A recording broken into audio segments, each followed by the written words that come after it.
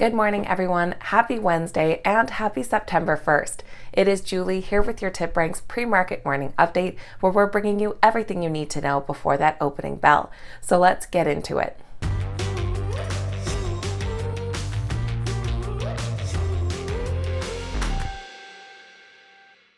All right, guys, welcome back and thank you all so much for being here. Of course, this morning we're going to take a look at exciting stock market news, notable earnings reports, and the morning's biggest gainers and losers.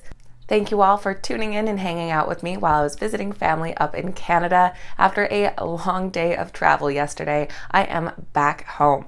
Now, if you enjoyed today's video, make sure you hit that thumbs up button and leave your thoughts in the comments down below. This will also enter you into our 25,000 subscriber TipRanks giveaway. Once we hit that milestone, we'll be giving away some TipRanks subscriptions and TipRanks t-shirts. Okay, let's get right into this morning's exciting stock market news. We are starting off September with U.S. futures in the green. We have Dow futures up 0.33%, S&P 500 futures up 0.37%, and NASDAQ futures currently up 0.23%. Electric commercial vehicle provider Lightning eMotors and Collins Bus have signed an agreement to produce and deploy zero-emission all-electric Type A school buses.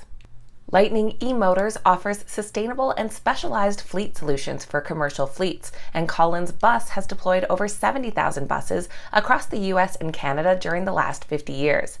This Type A school bus will weigh about 14,500 pounds and feature NMC batteries using battery thermal management and safety systems.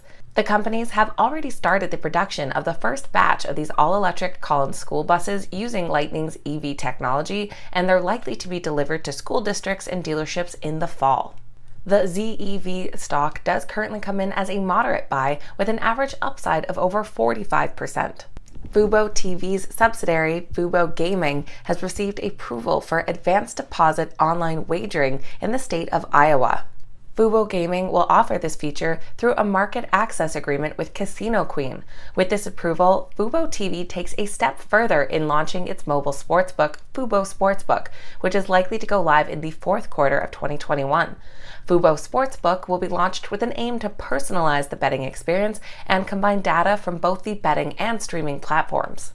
Analysts rate the FUBO stock a strong buy with an average upside of 50%. Alternate investment management company Blackstone has completed the acquisition of QTS Realty Trust in a deal worth about $10 billion. Senior managing directors at Blackstone said that we are thrilled to complete this transaction and are excited about the future of QTS. QTS aligns with one of Blackstone's highest conviction themes, data proliferation, and the required investment makes it well suited as a long-term holding for their perpetual capital vehicles. Following this acquisition, the QTS common stock will no longer be listed on any public market. The Blackstone stock is rated a strong buy from analysts, but following some solid growth this past couple of months, only one of their buy ratings has not yet been surpassed in price target. Consumer internet group PROSF confirmed that its payment subsidiary PayU has reached an agreement to acquire India's digital payment provider BillDesk in a deal worth $4.7 billion. The acquisition will allow the payment and fintech unit to become a key player in online payments with operations in more than 20 high-growth markets.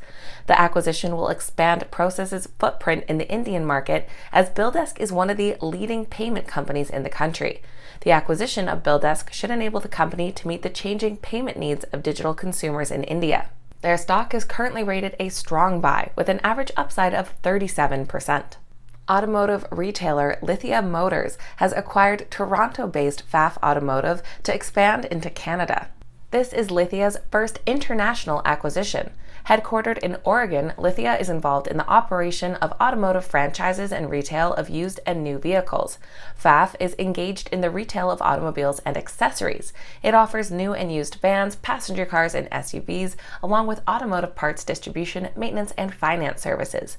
Through the acquisition, Lithia expects to generate annual revenues of more than $1 billion from Pfaff's 11 locations in the Greater Toronto Area, Vancouver, and Calgary. Their stock is currently rated a moderate buy with an average upside of nearly 36%. Now let's take a look at some notable earnings reports. In the pre-market this morning, we're waiting to hear from Campbell's Soup and Vera Bradley. And in the after hours today, we'll be hearing from Chewy, C3AI, and Smith & Wesson brands. We recently heard from semiconductor design company AMBA, who came in with better than expected second quarter results. Revenues climbed 58% year over year to $79.3 million, surpassing analyst expectation of $75.7 million. This upside can be attributed to the introduction of new product cycles to existing markets and the expansion into new markets. Meanwhile, their adjusted earnings per share of 35 cents also came in ahead of estimates of 25 cents. This also compared favorably with earnings of just 6 cents per share in the reported last year.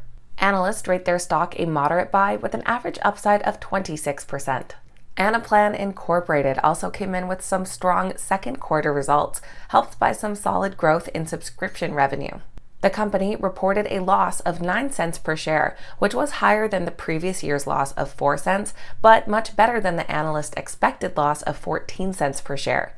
Their total revenue grew 35.5% year over year to $144.3 million, meaningfully surpassing the street's estimates of $133.9 million.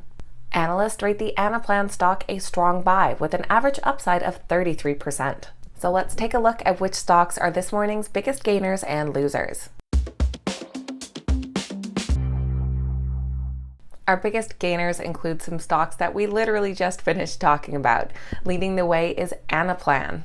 Under the ticker PLAN, their stock is currently up over 18%, followed by AMBA under AMBA, up 9.5%, and Skills under SKLZ, they're up 7.5%. Our biggest losers this morning are led by Lucid Group. Under the ticker LCID, they're currently down 14%. Followed by Valneva under VALN, they're down over 11%, but this is following some pretty massive gains earlier this week. And NIO under NIO, they're currently down over 5%. So that'll be everything for Wednesday's pre-market morning update, getting you up to speed with what you need to know before that opening bell. If you made it to the end of today's video, make sure you hit that thumbs up button and say good morning in the comments down below. I always appreciate hearing from you guys. Thank you all so much for watching. I hope you have a wonderful Wednesday, and I'll see you back here next time.